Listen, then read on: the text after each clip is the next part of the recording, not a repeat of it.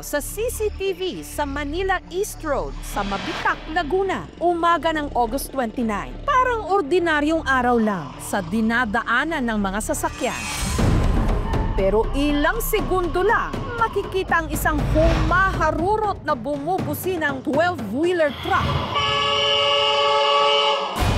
Kung saan mula sa driver's seat, biglang may tumalon na lalaki. Sunod na lang narinig ang pagsalpok nito. Nagulat na lang ako, parang may sumabog. Tabon na po lahat eh. Gumuho na po yung mga pader. Nagbilin, parang ang daming alikabok, umusok. Ang lalaki matapos humandusay, iika-ika pang naglakad sa daan. Ang hindi nakita ng kamera,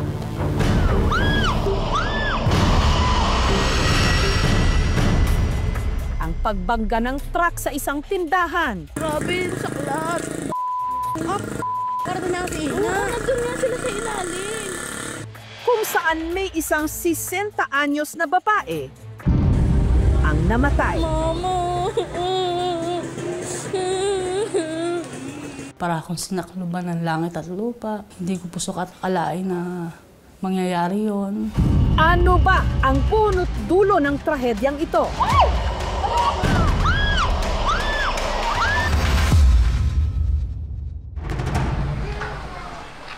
Ang nasalpok na tindahan na tahanan, pagmamay-ari ng pamilya De Lumen. Dalawang palagpag po yan. Ayan po yung grocery po niya.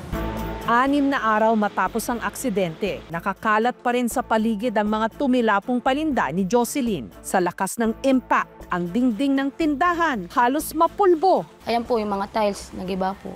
Dito po may hagdanan po dito. Bumaksak po siya. Ito po yung graba na sa sobrang lakas po ng impact. Nagtalsikan na po siya lahat dito.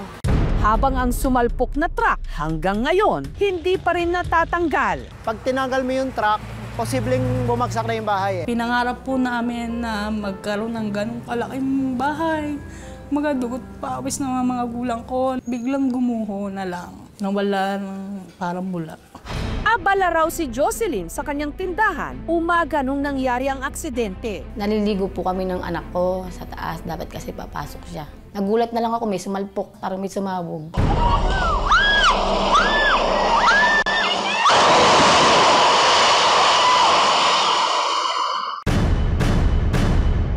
Sobrang lakas. Naalog nga po yung ulo ko eh. Nawalan ako ng ulit at saglit. Pag tingin ko, truck na yung nasarapan ko. Si Shirley, ilang dipa lang daw ang layo mula sa sumalpok na 12-wheeler truck. Sobrang lapit po. Ito na oh. Ito lang ako. Umakyat po ako sa taas. Hinahanap ko po yung anak ko kasi natabunan na siya. Isa-isa ko po tinatanggal yung mga pader na nagumuho. Hindi ko po siya mahanap. Tapos bigla na lang po yung anak ko lumabas doon sa pinag-alisan ko. Hindi na ako makapaniwala kung paano kami nakaligtas ng anak ko. Habang ang kanyang biyanan na si Jocelyn natabunan ng nagtumbahang dingding. Hinahanap na po namin si Mama. Sumisigaw na po kami, hindi siya masagot.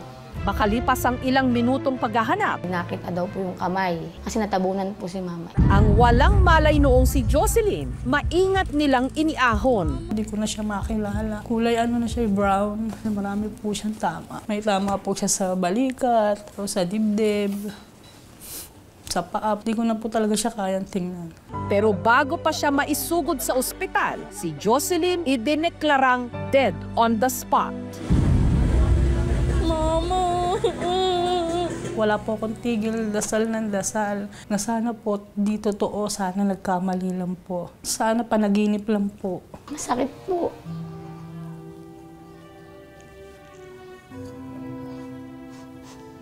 Hindi ko po akalain mangyayari sa kanya yun. Kasi binigyan ko pa po siya ng pagkain nung umaga. Tumatawa pa siya, nanonood siya ng cellphone. Pinalagyan ng tempered yan. Thank you very, very much. Sa tindahang ito sa gilid ng kalsada, umikot ang buhay ni Jocelyn. Simulat sa pool po na nagkaroon po ako ng isip, yun na po yung hanap buhay namin. Shampoo kami, pinag-aral na po kami lahat. Kaya hindi lubos inakala ng kanyang mga anak na sa tindahan ding ito magtatapos ang kanyang buhay. Galit na galit po ako sa driver. Bakit po ganun yung nangyari? Kasi marami pong nadaanan na walang bahayan. Sana doon na lang po niya binangga. Ayon sa inisyal na investigasyon ng mga otoridad, ang truck na may kargang graba nawalan daw ng preno. Posible rin na yung driver, hindi nila na-inspect mabuti yung preno nila o kaya naman nag-init na talaga yung preno niya dahil sa bigat ng karga niya dahil puro palusong po yun. Parang overloaded. Parang dinamihan nila yung karga ng truck. Pero nasaan na ang driver ng truck? Sa CCTV, makikita ang driver nakahandusay lang sa gitna ng kalsada. Ilang sandali pa, bumangon siya at iika-ikang naglakad sa gilid ng daan. Nung nagkagulo na ang mga residente, ang lalaki muling tumawid ng kalsada. Hanggang sumakay ito sa isang nakaparadang truck.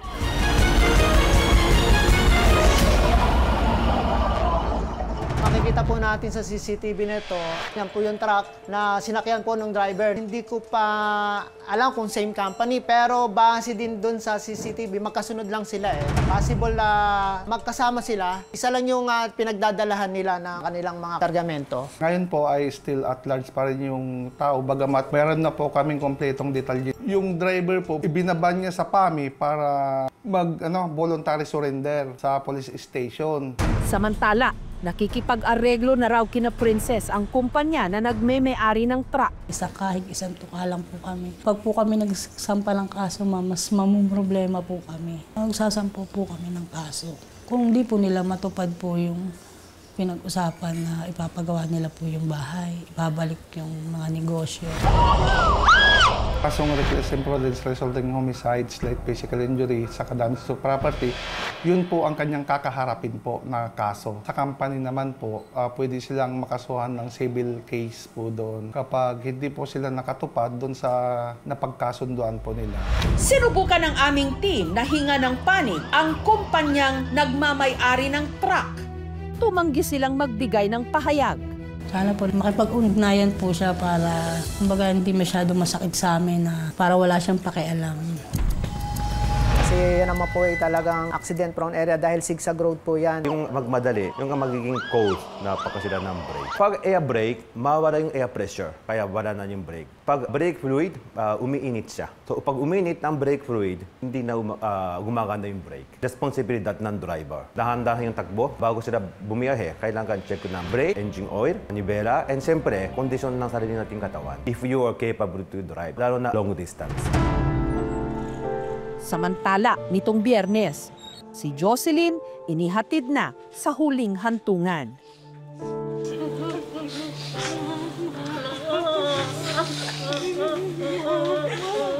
Ayoko po magtanim ng sama ng loob. Kasi yun po yung turo sa amin ng nanay ko na huwag magtanim ng galit. Tinatatagan ko lang po yung loob ko para po sa mga anak ko, asawa ko, lalong-lalo na po sa mga kapatid ko. Kasi sa akin po sila humuhugot ng lakas ng loob. Kasi kung bumigay ako, paano na po sila?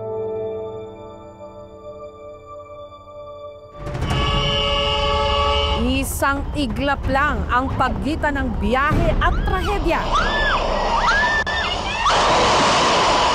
Lagi po sana nating tandaan na sa bawat biyahe, buhay ang nakataya.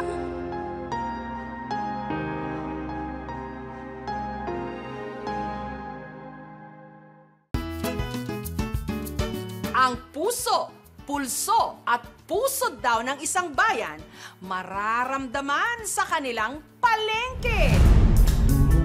Sa tapat ng Cogon Public Market sa Cagayan de Oro City, si Mary Jane babad na raw sa katitinda ng prutas na ito. Baka pwede mo naman daw bilhin.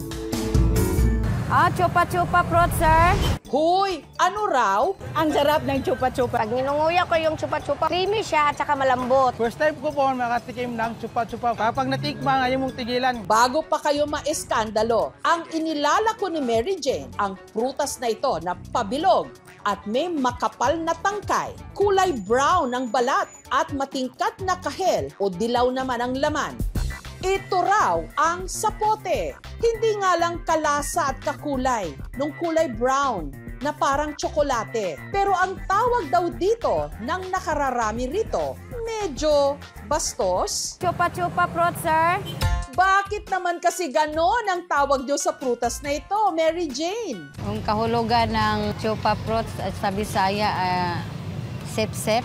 Para raw matikman ang napakatamis nitong katas at laman, kailangan daw itong sipsipin ng sipsipin ng sipsipin. Ang tinda ni Mary Jane nagmula pa raw sa bayan ng Manolo Fortich sa Bukidnon. At para masigurong matamis, si Mary Jane may tip. Kung malambot na siya, hindi na yan matamis, overripe na yan. Iganon mo lang. Yan o, pwede na. Ganon. Yung matigas, pwede yung gamitan ng kutsilyo. Pag matigas, iganyan lang, 2 hiwa.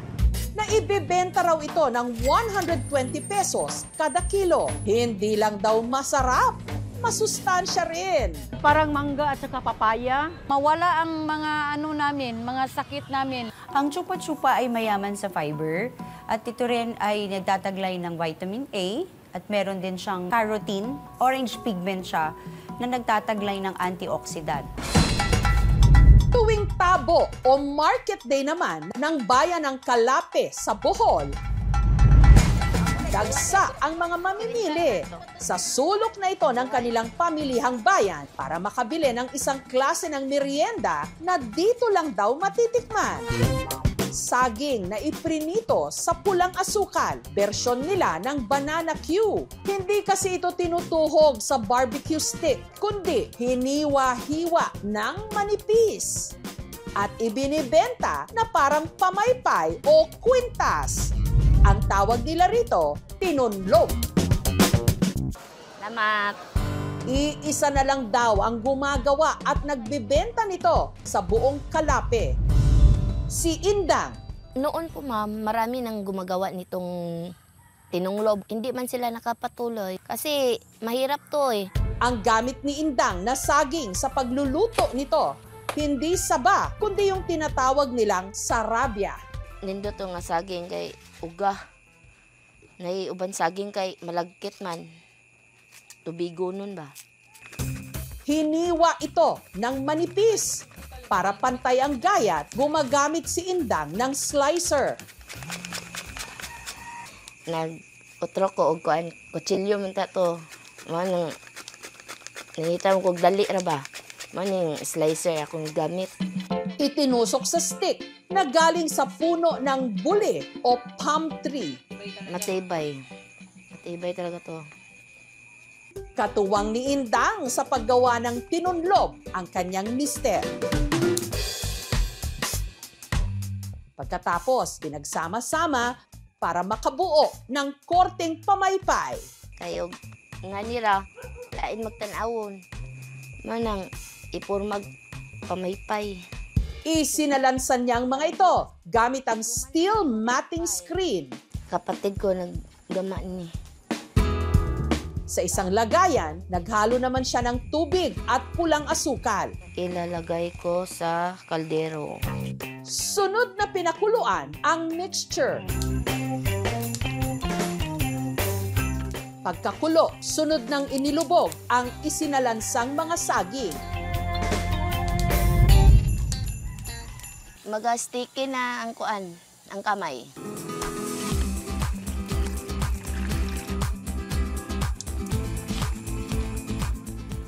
Kailangan tanggalon ni init pa. Kaya kung kuan na, di din init, matigas na matanggal. Ang tinunlob, 20 pesos kada stick. Mura sa glasan, balanatyo, ang kalahayaan sa kuan kay humok, ang balanatyo kay crispy.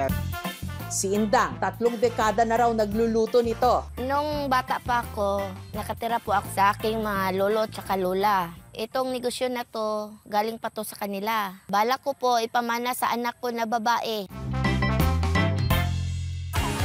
Dito pa rin sa Bohol, sa bayan naman ng Inabanga, ibinabagsak ang samut-saring lamang dagat, fresh from the sea.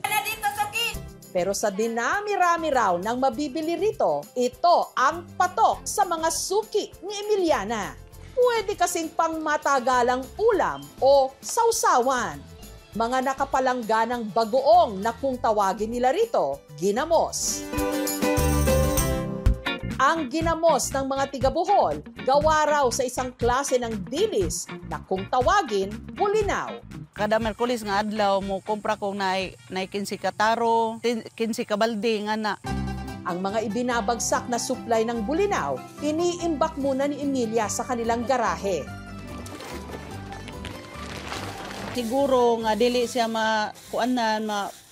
malangawan mo nang gibutang nako sa plastic, sirado na siya. Magdugang tag-asin ani kay kulang og asin siya mo ni atong punan para dili madaot. Mulungtad na siya og dugay, usa hangtod sa 2 ka buwan.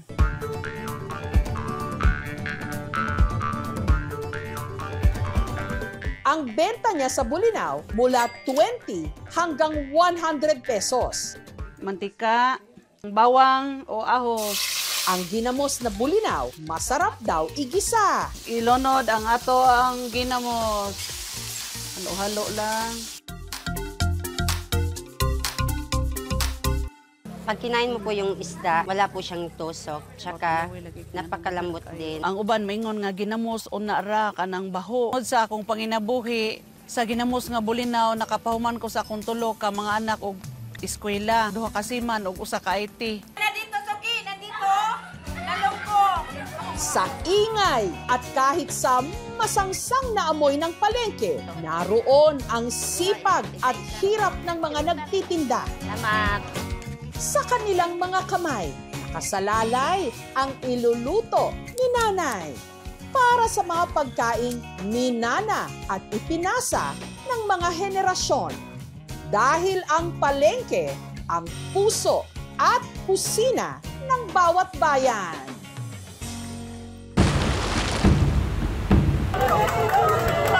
Hindi mawari kung iyak ng pagdadalamhati o palakpak ng pasasalamat. Ang umalingaw-ngaw habang nakatanaw ang mga residente sa ilog na sakop ng Tarlac River Irrigation System.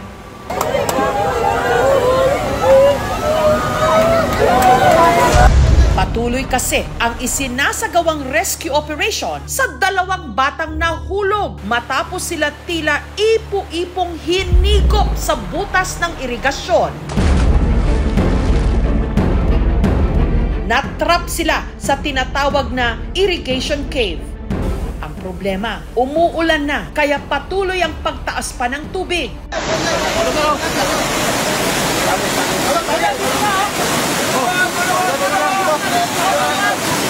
Kaya ang mga rescuer denumero ang bawat kilos. Hindi po stable kasi yung tali, kaya ang naisip po namin yung ladder para mas stable po yung papatungan po namin. Buhay pa bang maiaangat ang mga binatilyo?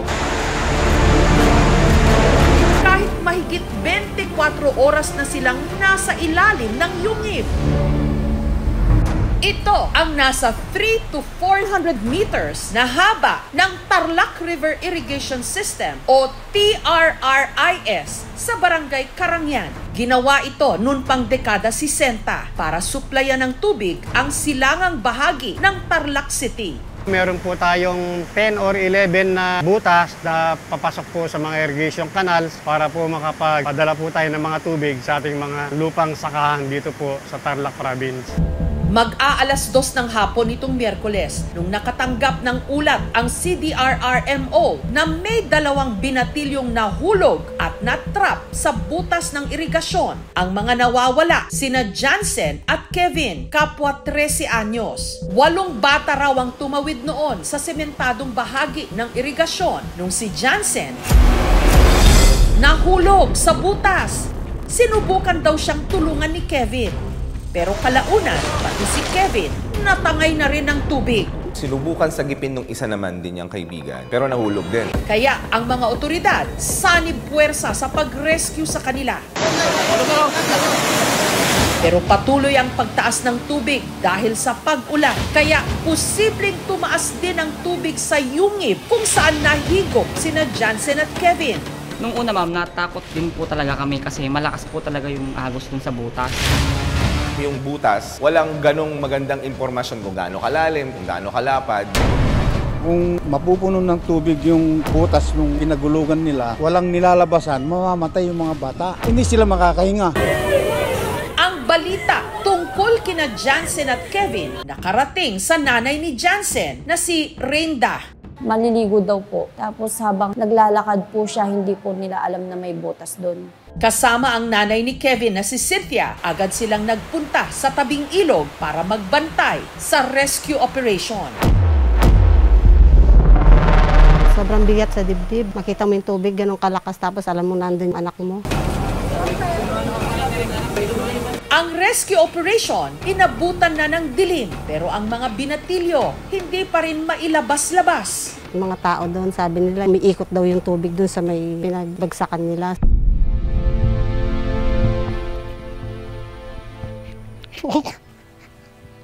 Alam, baka natusok-tusok na sa mga bakal. Maghapon, puro iyak ako. Dapat ang mapalyan. Sana buhay pa. Kaya halos mag-iyakan lahat nung nandun eh. Dahil nga, ang slim nung chance talaga na merong pocket na nakakahinga yung mga bata. Kinaumagahan, nagbayanihan na ang mga rescuer para gumawa ng sandbags. Ito raw ang gagamitin nila para palibutan ang butas nang sa ganon, hindi ito pasukin ng tubig.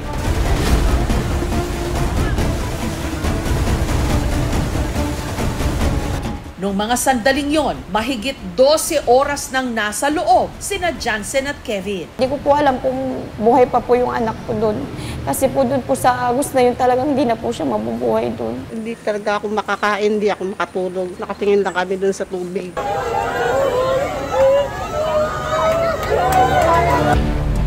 Binilisan natin yung paglalagay ng sandbag hanggang sa mas kumonti pa at na-expose ng buo yung butas. Hanggang sa ang rescue team nabuhayan ng loob. Sa gitna kasi ng rumaragasang tubig, may isang kamay na lumabas.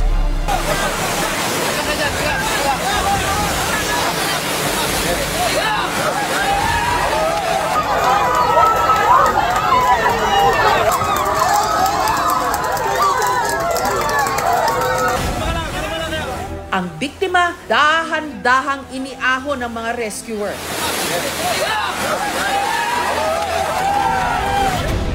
Si Kevin na nung sandaling yon, nanghihina na.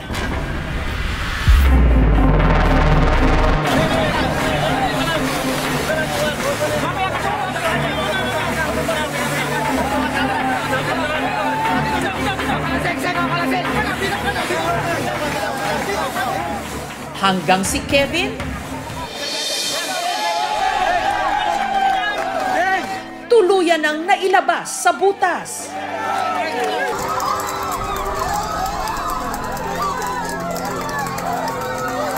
Nung inangat na siya, alam namin si Kevin na yun eh. Puro yakapan na kami. Sisigaw na talaga kami na thank you Lord. Nasaan na si Jansen? Ang pinagdadasal talaga namin, makita sila magkasama. Maya-maya pa, isang muling kamay ang nakita ng rescuers.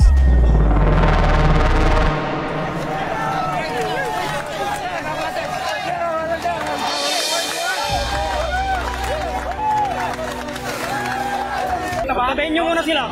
Tabayin. Talon po kami ng talon ng mag-asawa, nagyakapan. Gusto namin agad siyang makita.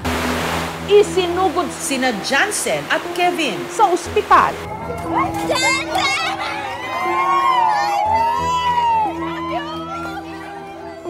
Niyakap ko yung anak ko. Sabi niya, sorry, ma'am. Sabi niya, okay lang. Sabi ko, ang importante, nandito ka na. Sabi po sa akin ni Jansen, akala ko hindi na kita makikita. Sabi niya, ikaw lang yung dahilan kaya lumaban ako kasi alam ko hahanapin mo ako. Sabi niya sa akin.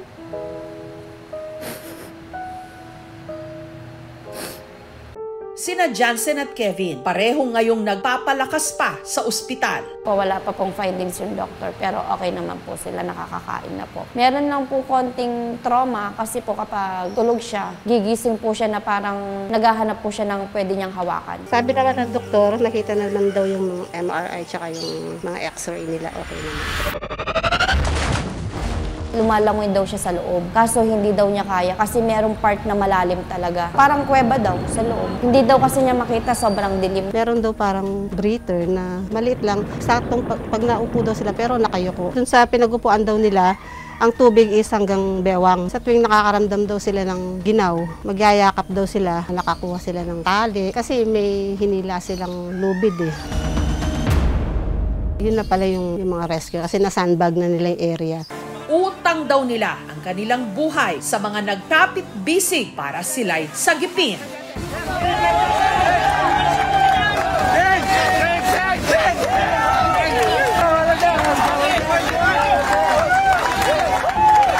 Sa lahat po ng mga rescuer, maraming salamat po. Gusto ko po magpasalamat sa mga tumulong nung mga panahong yun, BDRRMO, CDRRMO, BFP, PNP. Samantala, para maiwasang maulit ang aksidente, ang City Hall ng Tarlac patatabunan na raw ang butas sa irigasyon.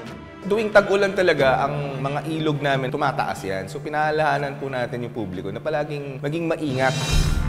Butas ng karayom ang pinagdaanan para mailabas sa butas ng irigasyon sina Kevin at Jansen. Pero sa tiyaga ng mga rescuer, sa dasal ng kanilang mga pamilya, at sa bayanihang nagbuklod sa komunidad, naiangat sila mula sa dilim.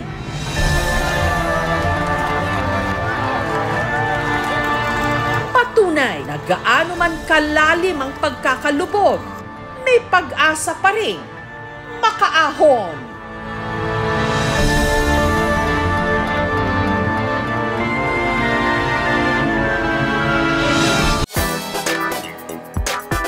Hindi siya ang big winner sa bahay ni Kuya o sa PBB. Pero isa siya sa mga angat ngayon.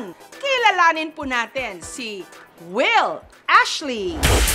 Marahil pamilyar na ang ilan sa kanya. Artista ka na ba? Nagsimula kasing child star. Naku pa ako ni nanay kasi lagi siya nagalit sa akin eh. Naging laman ng mga teleserye. Ang buhay rito ay tahimik. Laging masaya. Nagbinata. Bakit parang may natapong pabango dito? At nitong nakaraang taon, mas napansin nung nakasama ni Marian Rivera sa pelikulang Balota. Ma. Nak! Pasensya lang ako, di ako naman yung mabuting anak sa'yo. Pero nung pumasok na siya sa bahay ni Kuya, boom! Tatahi-tahimik. Pero kung kumaldag, malupit! Ay, ayun, in the first place, ano ba kasing kaldag? Parang ganun lang. Kaanag. Yeah. Yun na yun? Binansagang Nation's Son. Our second big placer duo. Ang second big placer sa PBB collab na kaduo ni Ralph De Leon. I have no words. Kundi, masasalamat lang po ng sobra-sobra. Si Will Ashley. Paano nga ba nangyari na hindi naman ikaw yung big winner pero isa ka sa mga medyo angat daw ngayon? Ano ka daw? Introverted. Ano yun? May nang-tridor sa'yo? Ganon. On screen, wala kang ka-love team. Off screen. Pasok? Ay, hala! Nitong Miyerkules, nakakwentuhan ko si Will. Hi, Will! Hello po, Jess. Huli tayo nagkita doon pa sa loob ng bahay ni Kuya. Oo nga po. Hello, housemates! Hello! Kamusta kayo? Child star ka din, di ba? Yes po. Nag-start po ako sa showbiz ng 2013. Kamusta ka na after that? Okay naman po. Simula po paglabas namin medyo naging busy po yung schedule. But I'm really happy and grateful po sa lahat ng opportunities. Kasi pag nakulong ka sa isang bahay sa loob ng mahabang panahon, nagkakaroon ng tinatawag na cabin fever. Yung parang buryong na buryong ka kasi nasa loob ka lang in a long time. Hindi kayo nagkaroon ng ganon? Ako po, nagkaroon po talaga ako. To the point na parang naiiyak na po ako kasi hindi ko nakikita yung mga friends ko and wala ako masyadong ginagawang iba sa loob ng bahay ni Kuya. Paano nga ba nangyari na hindi naman ikaw yung big winner pero isa ka sa mga medyo angat daw ngayon?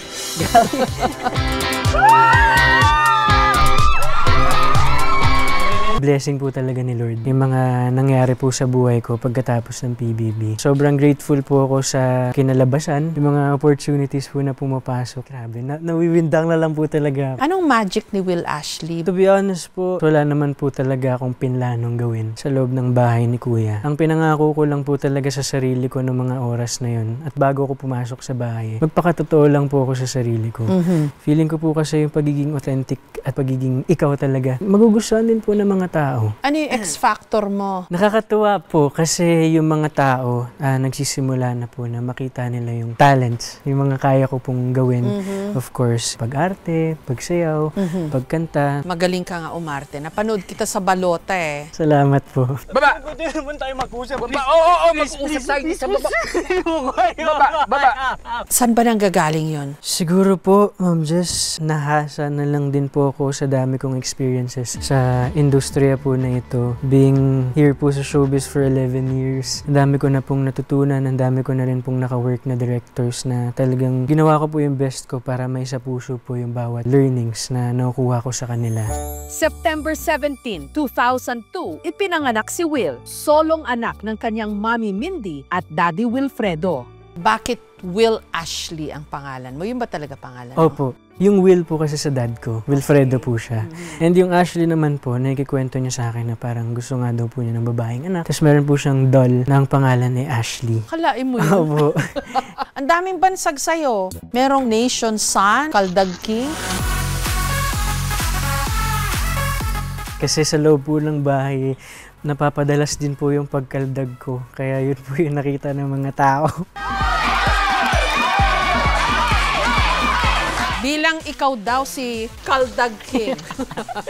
Kailangan daw magpa-tutorial ako sa'yo. Okay po. Pero nasa tamang kamay po kayo na magtuturo. Ako po ang the best coach para dito. Ba't ka ba tinawag kasing Kaldag King? Kasi naman po panay po kaldag sa loob ng bahay ni Kuya. Ay, ayun. In the first place, ano ba kasing kaldag? Parang ganun lang. Kaldag. Ganun? Yeah! Yun na yun? Bam. Ito po siya. Mas yung hips po. Yeah. Ganon. Ganun lang pala. Yun na yun. Surprise. Okay, game. Hey! Let's go!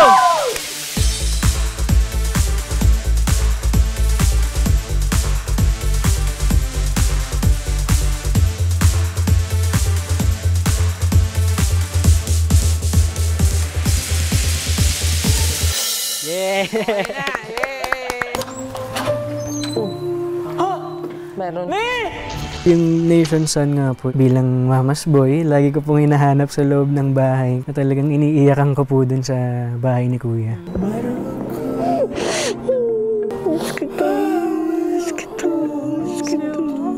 Hindi ka nahiyang aminin yon? Hindi po. Kasi para sa akin, parang wala naman pong rason para ikahiya ko yun. Knowing na si Mami po yung kasama ko simula nung nag-start talaga ako sa industry. Proud po akong sabihin yun kasi grabe rin naman po yung support ang ibinigay niya sa akin at yung pagmamahal. Paano kayo ka-bonded ng mami mo? Lumaki po kasi ako na yung mom ko na lang po yung kasama ko. 6 years ko lang po nakasama yung dad ko eh. Kaya ever since nawala po yung daddy ko dito po sa mundo, yung mami ko na po talaga yung nagtaguyod sa akin. Siya yung naging tatay ko, siya yung naging nanay ko. Kapatid ko, kaibigan ko. Kaya Sobrang strong din po talaga ng relationship namin. Si mami po kasi nag-stop na po siya mag-work to support me sa gusto ko pong gawin, which is itong showbiz. Very open po siya. Open-minded po talaga sa lahat ng bagay. Like kapag may mga problema ako or mga hinanakit ako, gusto niya nasasabihin ko sa kanya at talagang pinapaalalahanan naman po niya ako at ginaguide niya po ako ng maayos. Pati love life? Pati love life? Siguro na mga 17, 18 lang po ako, 16. Doon po siya nagpapaalala sa akin. Pero ngayon po, inahayaan naman na din po niya ako mag-decide para dun sa bagay na yun. Ako na magtatrabaho para hindi na mapagod sila lola. Ikaw daw ang breadwinner. Yes po. Ito po, choice ko talaga. Nung bata po ako, gusto mag-abroad ni mami. Pero hindi ko po siya pinatuloy kasi nga, dalawa na lang din po kami sa buhay. Yan po yung time na fresh pa namatay yung dad ko. Kaya sabi ko sa kanya, magtulungan na lang kaming dalawa. Pero ang daddy mo, hindi mo ba nami-miss? Siyempre, miss na miss, di ba? Opo, sobra. Bakit ba siya namatay, Will? Namatay po siya because of, multiple organ failure. Nagkasakit? Sa bisyo na rin po, alcohol, ganun. Naalala mo pa ba siya? 6 years old ka lang nung nawala siya. Marami naman po akong memory na naaalala kay daddy. Kasi mas siya po yung nakasama ko dahil si mami po nag-work that time. Ano yung favorite memories mo with him? Favorite memory ko po is yung bumili ng bagong sapatos si mami. Tapos ayaw niya ipasuot sa akin kasi baha na. Pero kinonsinti ako ni daddy. Paglabas namin, nilusong ko sa bahay yung bagong kong sapatos. Tapos nakikita ko siya nakasmile. Galing naman ang anak ko! Thank you po, Nainay. Buti po napanood mo. Paano ka ba naging child star? Nagsimula lang po ito sa isang inspiration. Na-inspire po ako sa pinapanood kong teleserye sa GMA na nandun po si Kuya Alden. Siguro nagtataka po kayo ngayon kung bakit po ako nandito sa inyong harapan. So si Alden ang idol mo? Si Kuya Alden po talaga yung idol ko before pa. Sabi ko, bakit hindi ko siya i-try? Feeling ko magiging happy ako. Doon po nag-start yun na nag-workshop po ako. Nag-start ako sa commercial. Kasi nagkaroon po ng audition dito sa GMA for Villa Quintana. Natanggap po ako dun sa project na yun. Anong pangalan mo? Hoy, halika na! Halika na! Sige, ang pangalan ko. Ikaw, Lynette Quintana. Thank God, nagtuloy-tuloy po yung mga projects. Wala kang resentment na, sayang, sana mas mahaba yung naging kabataan ko kung hindi ako nagtrabaho. Kasi usually yun yung sinasabi ng mga child star dati, ha? Na-enjoy ko naman po yung kabataan ko bago ako nag-work talaga. Nagawa ko pa naman pong lumusong sa baha, magtampisaw sa ilalim ng ulan, bumakat yung sando kahit nakahubad na.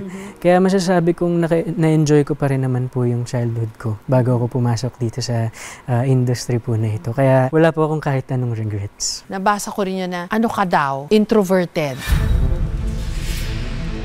Shy. Super po. Posible ba yun sa showbiz na maging introverted at maging shy? Kailangan yan, di ba? Medyo outgoing, yes, machika. Well, nag-start po talaga ako super introvert dito sa industry. But unti-unti po, natututunan ko naman na din pong lumabas sa comfort zone ko. Lalo na nung nag-PBB po ako, napakalaking help po talaga sa akin nun kasi mas dun ko po nabuo yung kumpiyansa ko sa sarili ko para makipag-communicate sa mga tao at sa lahat po ng mga nakakasama ko sa trabaho. So ano na-discover mo sa sarili mo? Na pwede po pala akong maging extrovert. Hindi ko po alam. Like, sobra pong parang in-spend ko yung time ko being an introvert. Pero Will, nung introverted ka pa talaga, bakit? Saan naman ang galing yun? Siguro po kasi lumaki po ako sa isang family na very quiet lang talaga. Like, very humble. Like, growing up po kasi, naging mahirap po sa akin yan na mag-open up sa mga tao. Kasi once na rin po siyang nagamit sa akin behind my back. So, parang natakot po ako na maging open ulit. So, may masama kang karanasan yes po ng pagiging open sa ibang tao. Kaya, mula noon, tinry ko pong i-keep na lang sa sarili ko. Baga with my friends na lang talaga. Like, yung trusted po talaga. Ano yun? May nang-tridor sa'yo? Ganon? Parang ganun na may rin po. May nanira sa'yo? Parang ganun na din po. Opo. Kaya medyo step back po ako. Guarded ka na? Guarded na po ako. Kasi mas pinili ko pong protektahan yung peace of mind ko. Pero na-break naman po siya nang pumasok ako sa loob ng bahay. Kasi naiparamdam po nila sa akin na tanggap po nila kung sino talaga ako. So would you say you like yourself better now? Yes po. Kasi mas nahanap ko po yung sarili ko eh. Ikwento mo nga sa akin, ano ba yung pamilya de Guzman? Sino-sino kayo doon? Shuvi, Ate Klang, Isnir, Mika, ako. Nag-start lang po siya, kulitan lang talaga naming 5 sa loob ng bahay. Ang ganda ng relationship po talaga namin sa loob ng bahay. Isa po yun sa masasabi ko na genuine talaga. At nakakatuwa kasi nadala po namin dito sa labas. Hanggang ngayon, kahit wala na kayo doon sa PBB house. Opo, may mga gabi po na nagtatawagan kami, kakamustahan. So anong personality mo doon sa pamilya de Guzman? Base sa mga fans, ako daw po yung sutil na bunso. Sutil na bunso. Sutil ka nga ba? Doon po sa loob ng bahay sobro po eh. Hanggang ngayon po dito, may mga sagutan po kami ng PDG na sobrang kinahaliwan po ng fans. Meron ka bang gustong itama sa lahat ng mga lumabas na fake news tungkol sa'yo? Parang lahat naman po kasi na debunk na din. Kasi wala naman po talaga silang patunay. Pero ngayon po, may mga kumakalat ulit na yung video call ko with my lola. Sinasabi nila scandal daw. Kinrop lang naman daw po nila yun. Pero 2 years ago, nasara ko naman na po yung issue na yun. Grabe daw yung fans. Nag-aaway-away sila dahil sa'yo. Ay, grabe. At dun sa mga gustong i-partner sa'yo, ano masasabi mo doon? Meron po silang kanya-kanyang bias. Meron po sila kanya-kanyang idol na sinusuportahan. Kasi, again, at the end of the day, yung ginagawa po namin lahat yung bagay na mahal po namin gawin. And hindi lang naman po para sa amin yung ginagawa namin, kundi para rin naman po sa kanila. State of heart. Kamusta daw ang puso ni Will Ashley? Ako masaya po ako ngayon. Lalo sa mga opportunities na dumarating. Lahat po ng pagmamahal at support ang binibigay ng mga tao sa akin. Kasi kagaya po ng parati kong sinasabi, ang tagal ko pong pinagdasal itong moment na to eh. Ngayon po na nandito ako, talagang ginagrab ko lang po talaga ng opportunities habang pinapahalagaan ko po yung mga trabaho at yung mga taong nasa paligid ko. On screen, wala kang ka-love team. Off screen,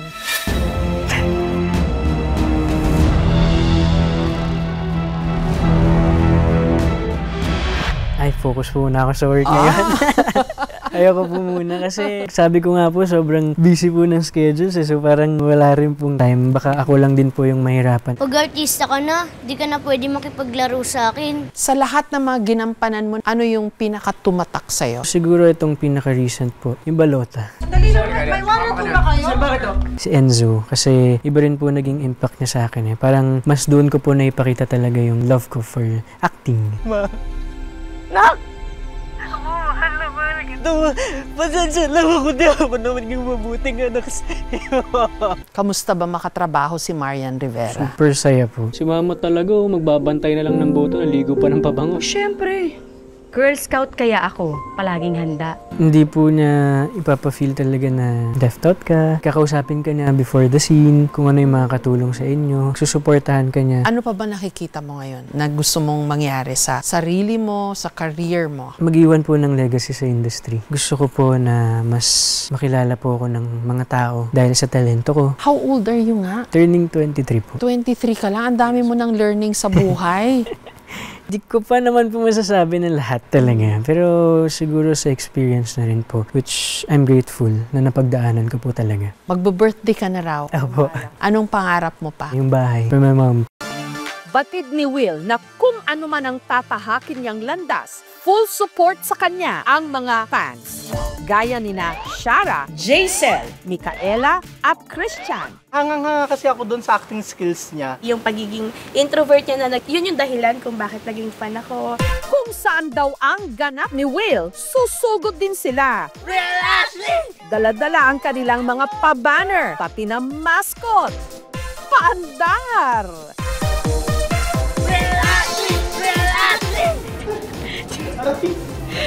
Hello guys, tinutulungan ni Will Ashley, si Ashy. Para lang kami tropa talaga. Nakikipag-communicate siya as a friend, not as an actor. Kahit super busy niya, kahit malayo pupuntahan niya, minimit niya talaga kami. We love you, Will Ashley! Pero kung meron man daw number 1 na tiga-suporta si Will, yan ay ang kanyang best friend na si Carlo. Magkapatid na po talaga yung turingan namin. Ang tahimik niya po talaga. Siya po yung tipo ng tao na di ka niya kakausapin unless na kausapin mo siya. Nung nawala na po yung hiya niya, ayun, lumabas na po yung kulit niya.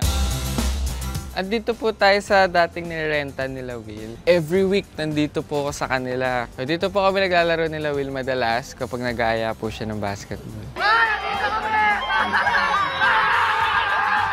Kahit sobrang sikat niya na, hindi pa rin siya marunong makalimot. At dahil nalalapit na ang 23rd birthday ni Will, may inihanda kaming sorpresa sa kanya. Pasok! Happy birthday to you! Ay, hala! Happy birthday! Happy birthday! Happy birthday! Oh my God! Wow! Hindi ko pa kayo namukhaan. Thank you guys. Grabe. Make a wish daw. Thank you. Thank you. Surprise 1 lang yun, ha? Ay, Eto. meron pa po? Oo, eto yung surprise 2. Pasok, surprise 2. Ay! Wow! Kaya pala nag-alis ka ng location mo. Hello! Diyos ko po! Hello! Hello! Ano ginagawa mo dito? Ano? BFF? Opo, super. Ilang taon na kayo mag-BFF ni Carlo? Tagal na po. Grade 7. Grade 7 po. Ah, talaga? Kamustang BFF tong si Will? Masaya po. Lagi pong nag-aaya lumabas. Bardagulan po kami. Opo. Bardagulan. Anong pang-asar mo dito? Po, marami. Let's not talk about it. Actually po, ma'am, just itong mga nangyayari sa akin ngayon. 1 month before ako pumasok ng PBB, pinag-uusapan namin, kailan kaya ako magiging ganito? Kailan kaya magiging ganyan? Tapos sila yung nagsasabi sa akin na soon, mangyayari yan. Ganun. Tapos ngayon, eto na po. May tanong ka rin daw. Meron po. Oo, sige, May game. mga hinanda po ako tanong. Oo, naku, patay. First po. First? Marami? Ano yung pinaka nami-miss mong banding natin? Siguro mga biglaan lakad. Kasi madalas ko po siyang sinusundo sa bahay nila nang di niya alam. Mga patagaytay, ganyan. Mga tambay po sa coffee shop. Ano yung masasabi mo sa Will Ashley 11 years ago? Happy ako na sinunod mo yung sa tingin mong makakapagpasaya sa'yo gawin. And I'm happy na hindi ka natakot despite introvert siya na sobra. Happy ako na nilaban niya kung ano yung pangarap niya sa buhay niya. May concert ka daw? Opo. Nag-start lang po siya sa dream ngayon. Nagkakatotoo na po talaga. Gusto ko pong ma-showcase din, of course, yung singing ko, yung dancing ko. So Will, at age 23, would you say you're living your dream? Masasabi ko na po siya ngayon na malayo na, pero malayo pa po. And I'm happy and sobrang grateful po ako sa lahat ng blessings na dumating po sa buhay. Ang tagal ko rin naman po siyang pinagtrabahuan. Iyak, pawis, lahat ng efforts talaga, commute, kasama yung mom ko. Auditions and all. Napagdaanan ko naman na po lahat ng bagay, I can say, bago po ako nakarating talaga kung nasan man po ako ngayon. Kaya siguro, it's really the experience po. Tunay ngang, if there's a will, there's a way. It's KM Diyos na yan! Kung may mga proyekto ang gobyerno na substandard o palpak ang pagkakagawa, meron ding mga ghost project. Pinondohan ng ating mga buwis at ng gobyerno. Pero niho, wala pa lang itinayo. Imbestigahan po natin. Sa patuloy na pagdinig sa Senado sa mga di umano kinurakot na proyekto ng gobyerno, 491 projects. This is just for the flood control, Your Honor. mas marami pang mga anomalyang na isiwalat. Pati na ghost projects. Kabilang na ang idinulog sa NBI ng mayor mismo ng San Carlos City sa Negros Occidental, si Mayor Renato Gustilo. Ayon sa kanya, nagpadala raw sa kanya ng liham ang DPWH Central Office na nangungumusta ng 3 flood control projects sa San Carlos na nagkakahalaga raw ng 306.4 million pesos. Gayong wala raw siyang kaide-ideya na meron palang ganong mga proyekto sa kanyang kinasasakupan. Sa investigasyong isinagawa ng San Carlos City Local Government Unit, nalaman na ang mga kontraktor sa proyekto, ang Apo General Construction, EKC Construction, at Haben General and Engineering Services, pare-pareho raw na walang ginawang kahit na anong proyekto sa San Carlos. Sa makatuwid, ito'y mga ghost projects.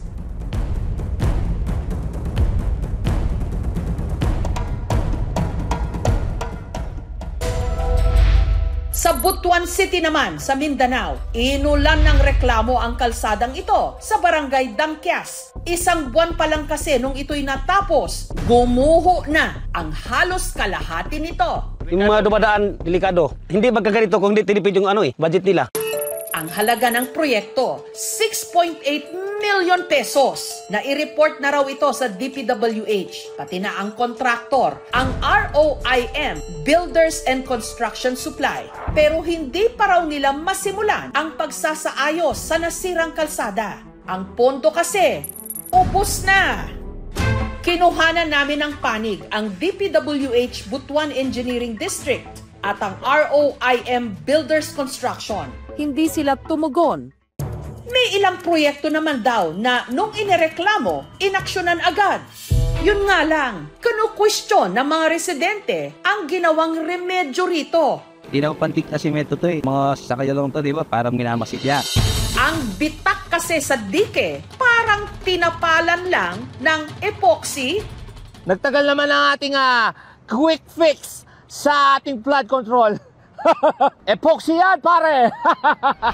Ayon sa Pampanga 1st District Engineering Office, hindi raw nila proyekto ang dike, kundi ng Central Office ng DPWH. Sa tala ng Sumbong sa Pangulo website, may 668 flood control projects sa Bulacan at 27 sa mga ito matatagpuan sa bayan ng San Miguel. Sinubukan ng aming team na hanapin ang isa pang proyekto gamit ang coordinates daw nito na nakasaad sa mismong website ng Sumbong sa Pangulo. Pero ito ang lumabas sa aming paghahanap. Ang isang bahagi ng ilog, wala namang dike. Ang kontratista ng proyekto, ang Global Creek Builders Incorporated. Ilang click lang sa website, nalaman agad ng aming team na may 5 pa silang mga proyektong nakalista.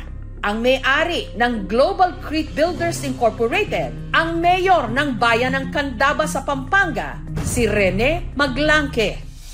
Para masiguro kung totoo ngang missing ang dike sa barangay, sinadya ito ng aming team. At gaya ng na-research namin online, wala ngang itinayong dike ang Global Creek Builders Incorporated sa lugar. Gayunman, ayon sa kapitan, may ibang flood control projects naman daw na ginawa sa kanilang barangay. Dito po sa barangay namin, 2 po ang flood control na ginawa. Pero hindi pa po ito sa likod. Ang unang dike, nasa isang bahagi lang ng ilog. Pero ang kontratista nito, hindi ang Global Creek Builders Incorporated, kundi JMLD Construction. At ang halaga nito, 95 million pesos. 300 meters yan. Lumalabas lang na 4 months na tinapos nila. Wala itong record sa Sumbong sa Pangulo website. Ang isa pang proyekto na itinuro ng mga residente, ang diking ito na binahari ng reklamo. Yung pinakamalakas na bagyo lang po halos hanggang dito po sa amin. Nagkaroon ng erosion, walang nilabasan yung tubig kasi walang nakadesign na RC pipes o bus culvert na lalabasan yung tubig.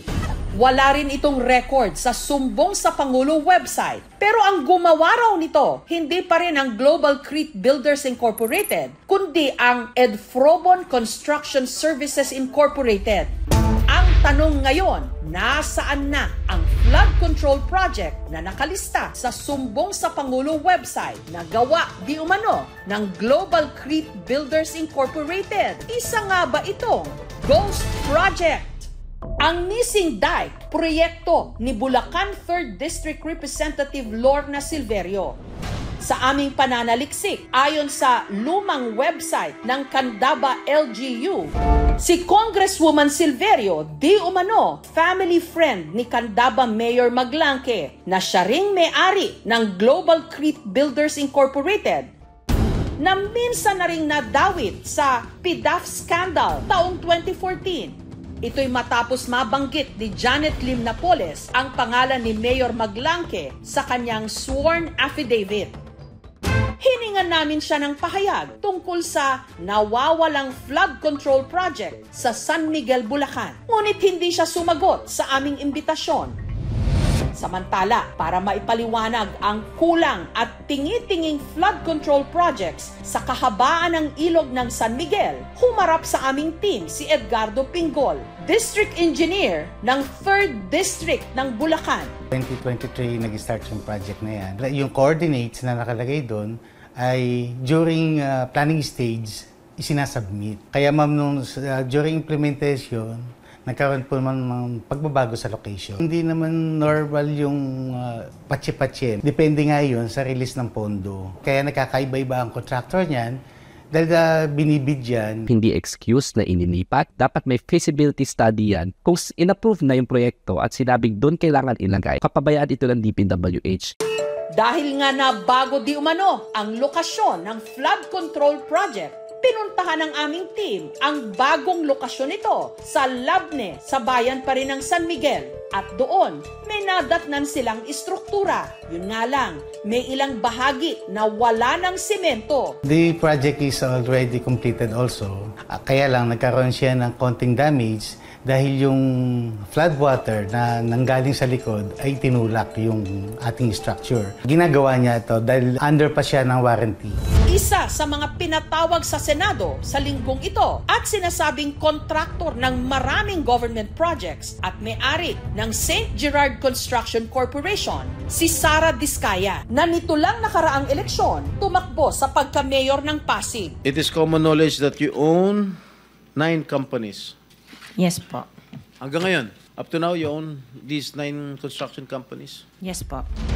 Sa Marikina, sa listahan ng mga proyektong nakalaan para sa syudad sa 2026 NEP o National Expenditures Program, may red flags o mga questionabling proyekto ang DPWH na nakita si Congressman Marcy Chodoro. Hindi raw malinaw sa kanya kung paano plinano ang mga ito, lalo na ang napakalaking mga pondong nakalaan para sa mga ito. Mukhang ang mga proyekto na na-identify at tinatutupad ng DPWH ay walang kaukulang konsultasyon sa Regional Development Council, sa MMDA, at lalo na sa implementation. Kaya nga, napapansikin natin ang mga project na ito doble-doble at kadalasan itong drainage system ito hindi na idudugtong sa tamang drainage outfall. Kaya tayo binabaha. Hindi magko-coordinate yung mga ahensya, hindi rin nagko-coordinate yung mga drainage. Correct. Matagal ng problema ng mga tiga Marikina, Cainta at Antipolo ang tila buhol-buhol o magkakasalungat na drainage system sa kanilang mga lugar. Kaya rin bumabaha kapag malakas ang ulan. Dapat talaga nasusunod yung tamang proseso. Halimbawa dito sa Marikina, kadugtong nitong Valente Creek, yung sumulong bypass drainage namin. Na ngayon, inuulit ng MMDA yung construction ng drainage na ginawa ng DPWH dahil mali yung kanilang elevation. Mas mababa yung itong sapa doon sa lalabasan na drainage system. Ano naman nagkakaba nun? Kapabayaan, neglect. Sa listahang nakuha ni Congressman Chodoro, naglaan ulit ang DPWH ng 113 million pesos para raw sa drainage system ng sumulong highway na mula nung sinimulan anya ay mali. Di pera na naman. Sayang yung pera. Tingin ko dapat may managot administratively o criminally dahil may nasayang na pondong publiko. Ito ang Valente Creek dito sa Marikina. Meron ditong inilagay na flood control project na matagal nang tapos. Pero ang ipinagtataka ng kanilang congressman na si Marcy Chodoro, bakit hanggang sa taong 2026 meron pa itong nakalaang pondo? May isa ring kalsadang tapos na pero napaglaanan pa rin daw ng 20 million pesos at 2 phase ng rehabilitation ng drainage outfall na nakapagtataka raw na parehong-pareho ang nakalaang mga pondo. Katulad din ng flood control projects na isiniwalat ni Senator Panfilo Lacson sa kanyang privilege speech. Pare-pareho contract price. 77.19 million pesos. Pare-pareho riverbank protection structure. Pare-pareho guli-guli. Pero it's still play ghost projects. Paano mo sasabihin na continuing project kung eksakto yung halaga? Eh di dapat kung meron talagang feasibility study, meron talagang detailed engineering, may project cost na tama, hindi buong halaga yung makikita mo. Kaya red flag na. Ang kinakabahala ko lang dito, binabantayan nating mabuti yung mga insertion pagdating sa BICAM o doon sa manggagaling sa small committee. Dapat very transparent at may accountability. Systemic ang inefficiency. Walang proper data, walang proper planning. Mas bukas ka doon sa corrupt practices. How do you even make sense of that, Congressman? Merong mga proyekto na hindi magawa dahil walang pondo, pero merong mga proyekto katulad nito, doble-doble yung mga pondong inilaan. Sa ahensya talaga dapat pagsimula yung pagbabago. Kaya yung panawagan niya ng 40C resignation ay nararapat para doon sa mga opisyal na nagpapabaya at merong mga dapat managot ay mapanagot natin. Kung may mga proyektong substandard dahil di umano kinupit ang pondo, ang pinakagarapal marahil ay ang mga ghost project. Pinondohan pero wala o hindi ginawa. Meron ding mga tinatawag na insertions o mga naisingit na item o proyekto katulad ng ibinibintang ngayon kay Congressman Zaldico, party list representative ng Ako Bicol na siya ring dating chairman ng pinakamakapangyarihang komite sa Kongreso, ang Committee on Appropriations. Congressman na kontraktor si Ko. Siya ang original na nakalistang incorporator ng SunWest Incorporated, isa sa top 15 contractors sa listahan mismo ni Presidente Marcos. Bagamat kamakailan lang, nilinaw na nag-divest na raw si Ko ng kanyang shares sa SunWest. Mula nung nagsimula ang eskandalo sa mga di umano kinorakot na flood control projects, hindi na siya nakita pa ng publiko. Nitong Huwebes, inanunsyo ng Kongreso na nasa Amerika raw ito at nagpapagamot. May sakit daw kasi si Ko sa puso. Initial inquiry ko sa Office of the Secretary General, na-inform ako na si Congressman Zaldico is currently out of the country, na nasa United States siya for medical treatment. Si Congressman Zaldico is a proponent of 13 billion pesos plus worth of projects. Nakalista yung isa-isa para hindi na sabihin nag-invento ko.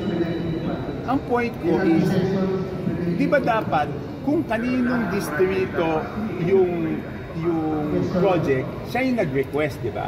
Ang point ko is, bakit hindi yung district congressman ang requestor? Ayon kay Congressman Toby Chanco ng Navotas, tig 2 billion pesos mahigit ang nakuha ng dalawang party lists na kaalyado ni Zaldico, ang Ako Bicol at ang Barangay Health Workers, bukod pa sa halos 14 billion pesos na insertions di umano. Dapat ipaliwanag niya bakit unang-una, bakit siya may discretion over this amount of money. Yan, yung 13 billion na yan, siya ang requestor. Ito pa, yung dalawang party list associated to him, Ako Bicol, 2.295 billion, at saka yung BHW, nasa pamangkin niya to, 2.064 billion. So yan na naman yung isang question, di ba? So total 17 billion. Almost 18 billion. Pero ang question is, yung mga party list, alam ko, pinagbibigyan sila ng allocation. Opo. Pero maliit lang. Kung di ako nagkakamali, hindi ko alam. Kasi nahiya naman ako magtanong-tanong, di ba? Ang tanong ko ulit, paano nangyari ito? Zaldico is a party list representative. Yes. Who is the chairman of the Appropriations Committee in the House. And then gets to do this, sabi nyo. Paano ho nangyari yun? Hindi, siya dapat sumagot. Paano? Hindi, pero there's a House leadership, di ba? The House would probably have its own oversight committee. May tumitingin dapat ton. How was he able to do this? Paano niya ho nagawa ito? Kaya nga, Jessica, di ba, kung nagawa niya to, sinong maniniwala na kaya namin imbestigahan yung sarili namin? Sinong maniniwala? Tapos ayaw nilang ipatawag. Sinong maniniwala dun sa investigasyon na yun? Mr. Chairman, August 4 ako nagsabi, 2025 budget is the most corrupt budget. Hanggang ngayon, wala akong narinig na denial man lang sa previous chairman o sa previous members ng committee. Sa hearing ng Kongreso nung Martes, ipinanukala ni Congressman Edgar Erice at Congressman Isidro Ungab na ipatawag si Congressman Ko para magpaliwanag, pero may mga kumontra. Mr. Chairman, I am objecting on the motion. Hanggang nagkasagutan na rin sina Congresswoman Janet Garin at Congressman Chanco. Here is the USP. Sinasabi, papaano nagkaroon ng insert. Under the name of Congressman Saldico, ang insertion sa BICAM as proponent siya is 13,803,693,000. And we do not want to invite him as a resource person. Chair, with due courtesy. Wait, I have the floor. Yeah, I have the floor. Yeah, I have the floor. No, Mr. I Chair. have the floor. Motion to suspend. Pero sabi po ni Senator Lacson, meron daw 67 na mga congressmen who are also contractors. So ito yung contractor. Okay. Anong masasabi niyo ho doon? Nadidinig ko na meron, di ba yun nga yung sinasabi nating delikadesa, di ba? Dapat lumayo na tayo. Again, paano maniniwala yung mga tao na magiging fair ang investigasyon kung meron ngang 67 na ang contractors doon sa Congress? Ang hindi ko maintindihan, hindi ko alam kung di ba nila nararamdaman na galit na yung mga tao sa congressman, na ang pangit na ng image ng Kongreso. Hindi ba namin nararamdaman yun? Ako nararamdaman ko. Hindi ko alam bakit sinasakripisyo yung imahe ng House of Representatives para lang sa isang tao. Of course, alam ko, naririnig ko naman, yung iba doon, ako yung sinisisi, ako daw nakakasira ng image ng House kasi ako daw yung salita ng salita. So, pag tumahimik si Toby, hindi naman tayo nasisira, kaya lang tayo nasisira dahil sa mga pinagsasabi niya. So, parang ganun ang spin nila. So, later on, sigurado akong papalabasin na masama niyan. Sinimulan na ring usisain si Engineer Henry Alcantara, ang sinibak na dating 1st District Engineer ng Bulacan na nakakasakop sa flood control project sa bayan ng Baliwag na binisita ng Pangulo noon lamang Agosto at na lamang ghost project pala. Wala talaga, 220 meters, 55 billion.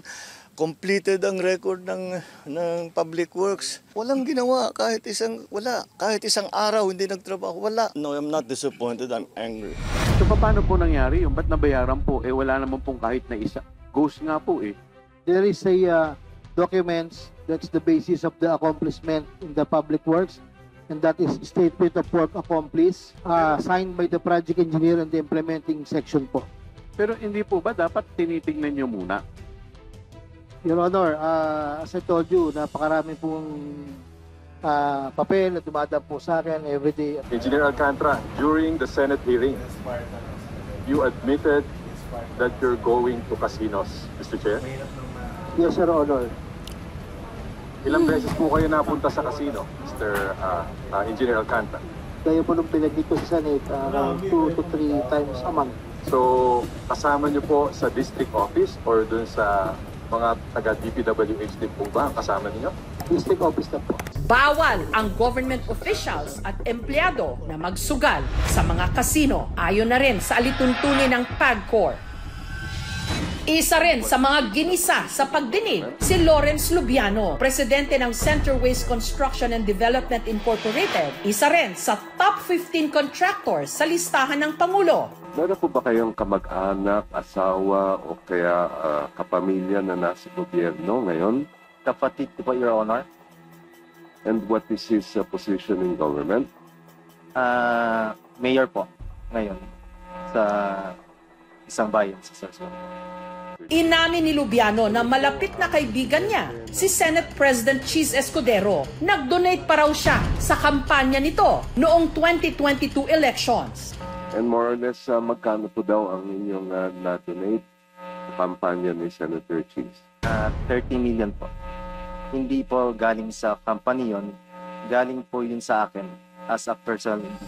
Sinubukan naming kuhanan ng pahayag si Senator Escudero pero hindi siya tumugon. Gayunman, hindi niya itinanggi na binigyan siya ng 30 million na donasyon ni Lubiano noong 2022. Itinanggi ni Escudero na sangkot siya sa mga proyektong nakuha ng Centerways Construction. For the record, wala akong kinalaman sa pag-identify, paggawa ng program of work, pag-bid, pag-award, pagbahay, pagbayad, pag-inspeksyon ng anumang proyekto sa pamahalan, sa Sorsogon man o sa labas ng lalawigan ng Sorsogon. Matagal ko ng kaibigan at kakilala siya at tumutulong talaga sa amin Mula't-mula pa, nung hindi pa iso to. Ang budget ng gobyerno ay dumadaan sa pagbusisi ng Senado at Kongreso. Pero sa tinatawag na Bicameral Conference Committee, pati na sa Small Committee, nangyayari di umano ang mga pag-amyenda o insertions. Ang question, may report ba?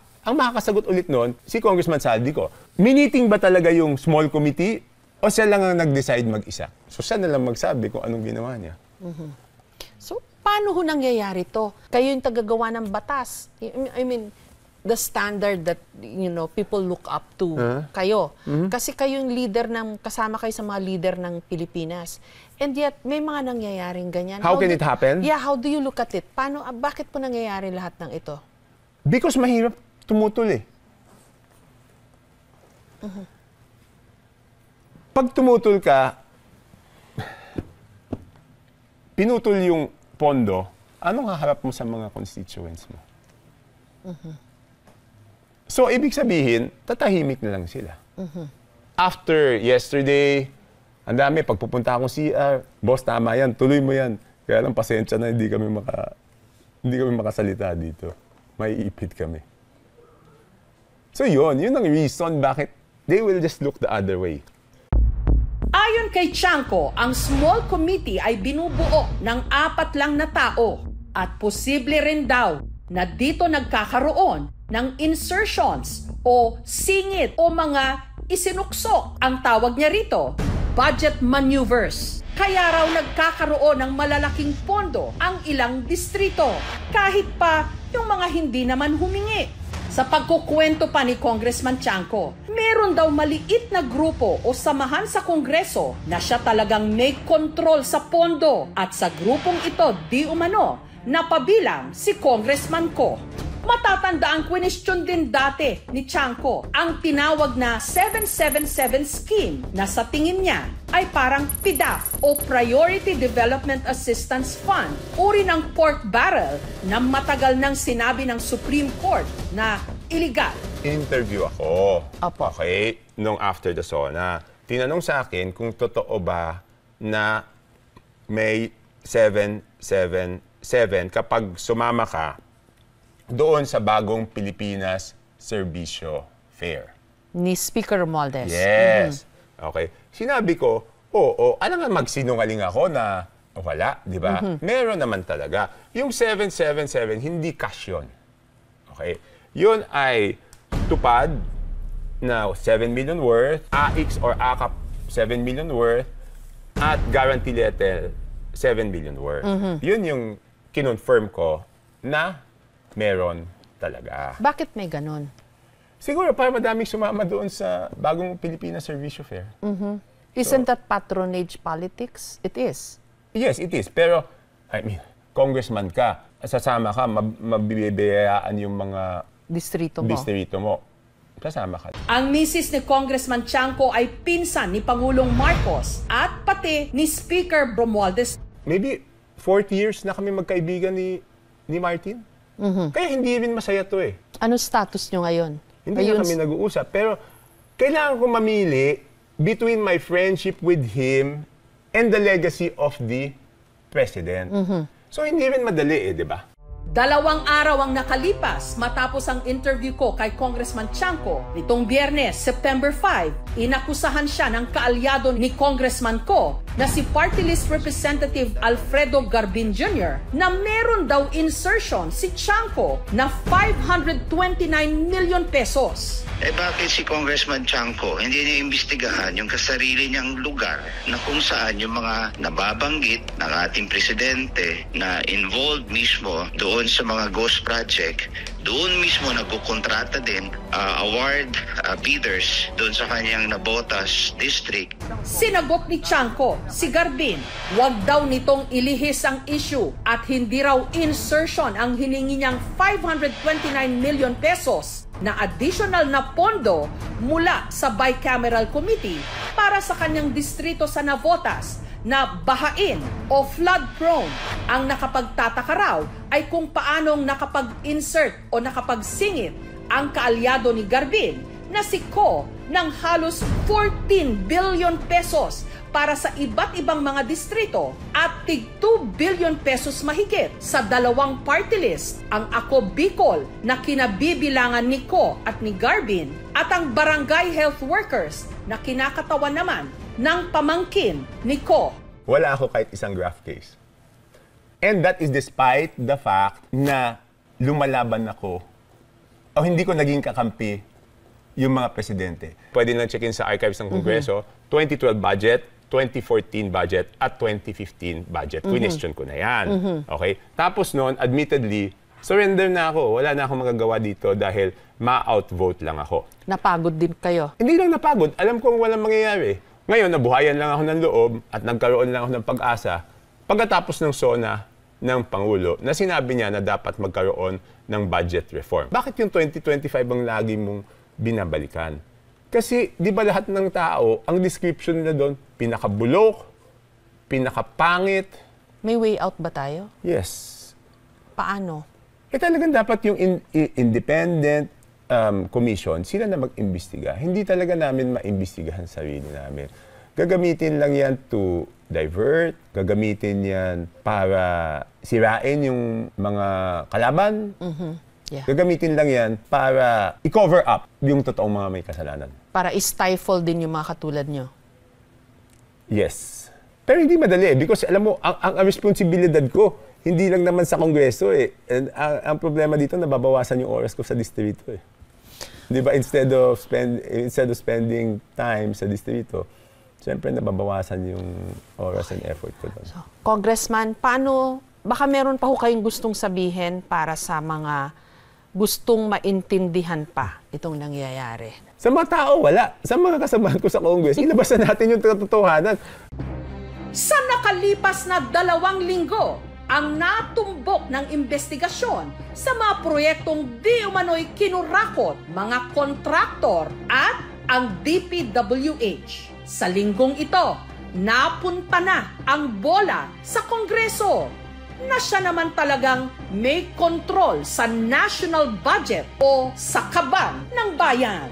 Ang rason kung bakit patuloy ang korupsyon sa bayan na ito, wala namang nahuhuli. Ang nangyayari, nagkakaroon ng scapegoat. Yung mga politikong nakinabang, andyan pa rin, nakakawala. Hanggat walang nakukulong, hanggat di natin pinapakita na yung mga magnanakaw na politiko ay matatanggal sa pwesto at masisiguradong mapapakulong sila, patuloy yan, no? Dati na yung problema, no? Pero hindi ibig sabihin nun, mapapagod na tayo na pigilan itong problema na ito.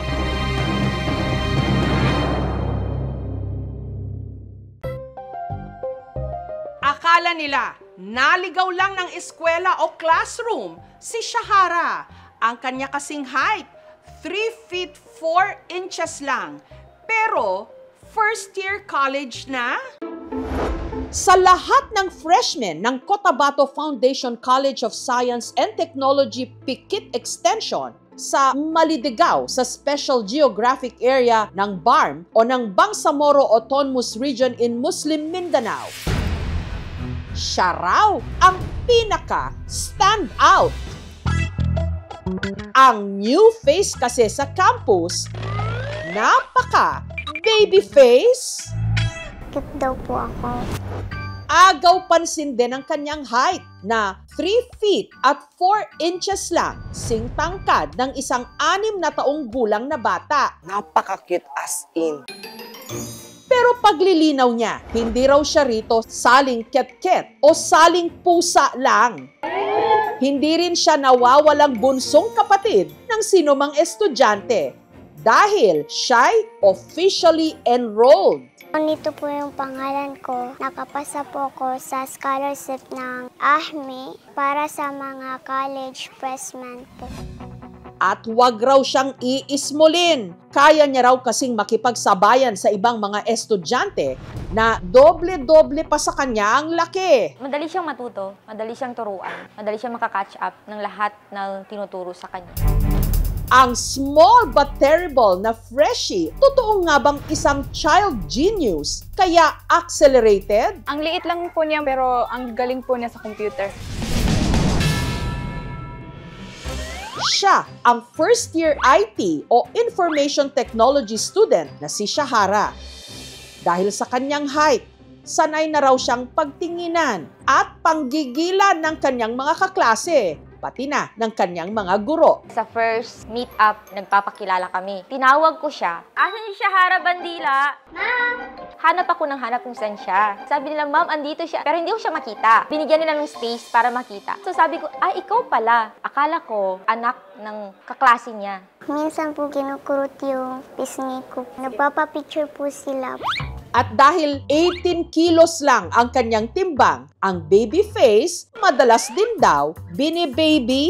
Pinubuhat po nila ako. Ginagawa nila po akong baby, tapos naglalaro po sila kasama ako. Halimbawa, ako po yung baby, tapos sila po nanay, tapos yung isa tatay. Ginagawa rin daw siyang manika ng kanyang mga kaklase. Naayusan namin po siya. Minsan sila po yung gumagawa ng hijab ko. Kapag upaakyat siya sa stairs, syempre nahihirapan po siya dahil sa heights niya. Yun po, tinutulungan po namin siya. Hindi po ako nakakasabay pag naglalakad po siya kasi ang bilis nila, tapos ako, ang bagal ko po. Hinahawakan lang po nila yung kamay ko para makapasabay po kami. Since grade 10 po kami, ay ako po yung nagdadala ng mga gamit niya. Hindi po siya pwedeng masyadong magdala ng mabibigat. Para naman makaupo, kinakailangan daw munang babaan ang swivel chair ni Shahara. Pero kinapos man sa height, bumabawi naman siya sa utak.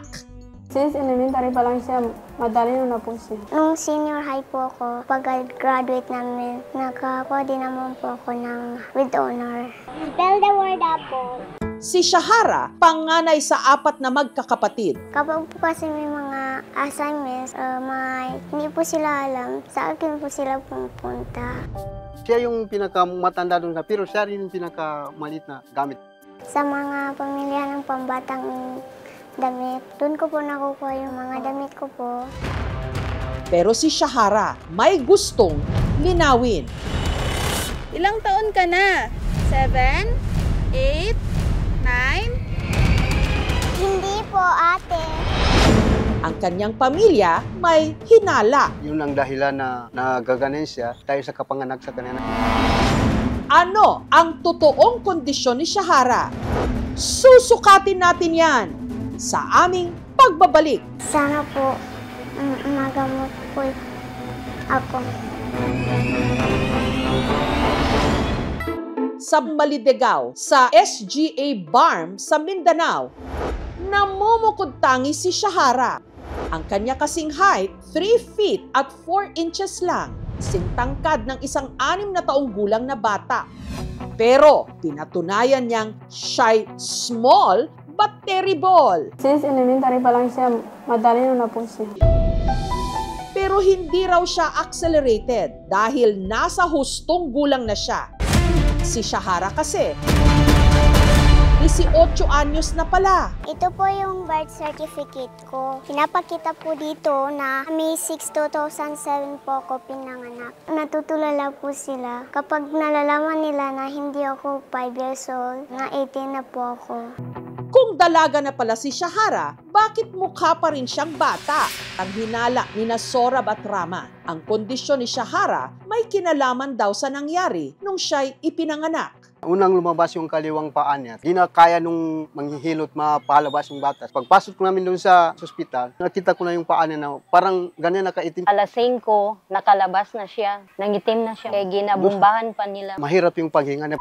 Pero si Shahara, himalang nabuhay. Yun ang dahilan na nagaganin siya. Tayo sa kapanganak sa kanina, mahirap talaga nakalabas. Yung mga pinsan niya, malalaki mga tao mo. Nagtaka rin kami sa kanya, kaya bakit siya lang naging ganyan.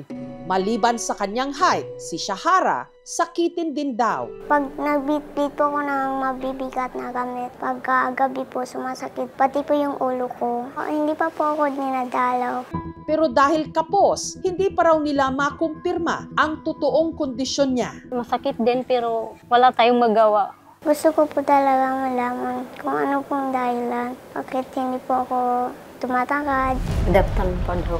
Kaya nitong Sabado, inilapit namin ang kondisyon ni Shahara sa isang espesyalista. Shahara's condition, healthy siya based dun sa physical examination na ginawa ko. Yung hindi lang tugma is yung edad niya, but everything is normal. It could be na yung problem niya is related to hormones. Baka growth hormone yung wala sa kanya.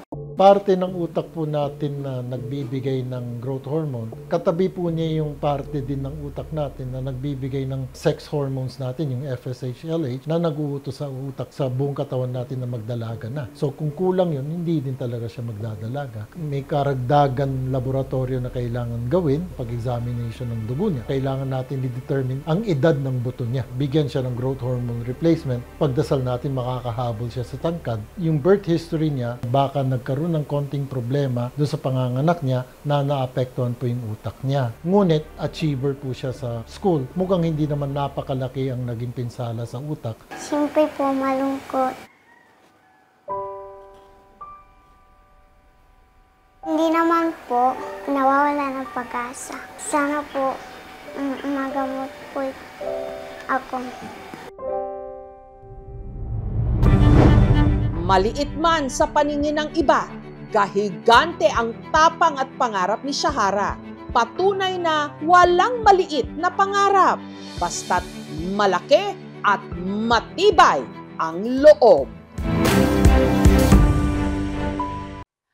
Thank you for watching, mga kapuso. Kung nagustuhan niyo po ang videong ito, subscribe na sa GMA Public Affairs YouTube channel. And don't forget to hit the bell button for our latest updates.